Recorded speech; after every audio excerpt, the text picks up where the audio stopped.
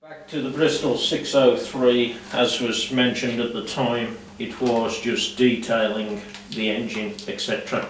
And the engine bay that has been bare metalled, and there is some footage of that photography on our website.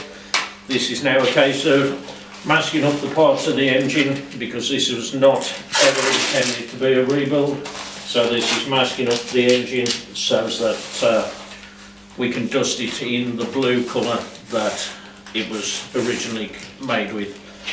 Plugs have all been blanked off, obviously masking all gasket faces and leaving the old oil filter on just so that nothing can get into the oil pump galleries. That will then be changed for a brand new one after.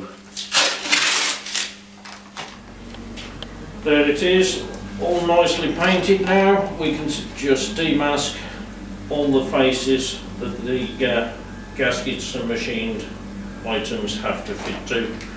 We can start to reassemble.